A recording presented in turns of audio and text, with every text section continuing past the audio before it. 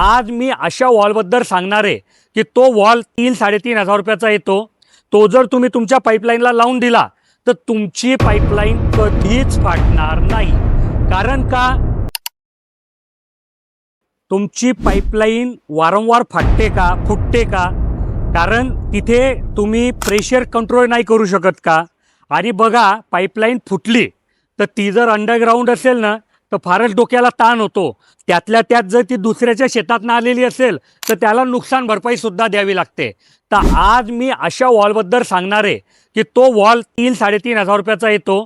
तो जर तुम्ही तुमच्या पाईपलाईनला लावून दिला तर तुमची पाईपलाईन कधीच फाटणार नाही। कारण का? कारण जसंही त्या वॉलमध्ये एक स्प्रिंग असतो, जसंही ते प्रेशर तुमच्या पाईपलाईनमध्ये वाढेल तसा हा स्प्रिंग काय करेल की तुमच्या पाईपलाईनमधलं पाणी बायपास करेल, बाहेर जाऊ देईल। त्याच्यामुळे तुमच्या पाईपलाईनमधलं प्रेशर परत डाऊन येऊन जाईल आणि त्याच्यामुळे तुमची पाईपलाईन फाटणार नाही। आधी मी तुम्हाला डेमो दाखवतो, मग पुढचं बोलतो। तर बघा, मध्ये 5 HP ची मोटर आहे। ही एक पाईपलाईन आलेली आहे, अशी एक पाईपलाईन आलेली आहे, बरोबर। तिथे एक बायपास काढून ठेवलेला आहे मुद्दामून, कारण तुम्हाला दाखवायला सोपं गेलं पाहिजे। आणि इकडचा कॉक बंद आहे म्हणजे सर्व पाणी इकडे जात आहे, पुढचे कॉक सुद्धा बंद आहे, हे पाणी ह्या मार्गाने इथे नेलेलं आहे। आता हा कॉक बंद आहे आणि पाणी असं फिरवून आणलेलं आहे आणि इथे नॉन रिटर्न आहे। नॉन रिटर्नमुळे काय होईल की हे पाणी याच्या पुढे नाही जाऊ शकणार, ठीक आहे। हां, आणि आता बघा, हा कॉक पण बंद आहे, कारण हा उघडला तर इथून पाणी बाहेर येईल। बघा, हे बघा, ठीक आहे। तर हा बंद करून दिलाय। तर आता जसं मी बायपास बंद करेल ना तसा हा PRV आहे, प्रेशर रिलीज वॉल्व। तर याच्यामुळे तुमची पाईपलाईन फुटणार नाही, कारण हा इथून पाणी बाहेर काढेल। बघा, मी दाखवतो तुम्हाला। आता बघा, हा पाणी मी बायपास आहे, हे जसं बंद करेल तसं ऑटोमॅटिक तिकडे प्रेशर वाढेल।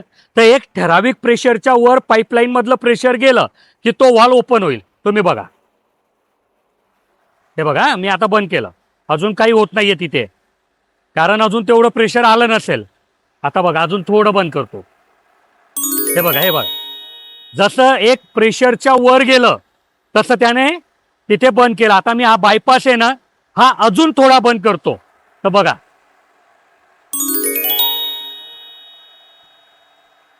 जसा जसा मी बायपास बंद करेल तसं तसं तिथलं पाणी वाढेल। आता मी अजून बंद करतो बायपास, हे बघा, हे बघा, आता मी हा बायपास उघडला तर तिथलं पाणी परत डाऊन गेलं। म्हणजे त्या वॉलकडे तुम्हाला लक्ष सुद्धा ठेवायची गरज नाही की बाबा हा उघडलाय तर बंद करावा लागेल का, किंवा मग हा परत काही सेट करावं लागेल का, हा काहीच गरज नाहीये। आणि समजा बऱ्याच वेळा काय होतं की तुमच्या पाईपलाईनमध्ये काही बिघाडी होते, काही मध्ये साप वगैरे जातो आणि तुम्हाला माहितीच नसतं, तर वारंवार पाईपलाईन फुटत असते, पण तुम्हाला ते शोधायला काही कारण म्हणजे समजतच नाही काय झालंय।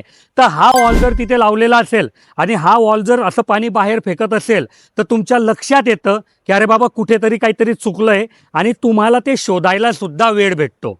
जर ह्या वॉलबद्दल अजून काही माहिती पाहिजे असेल, अजून काही प्रश्न असतील तर कमेंटमध्ये विचारा, मी पुढच्या व्हिडिओमध्ये त्याचे पण उत्तर द्यायचा प्रयत्न करेल।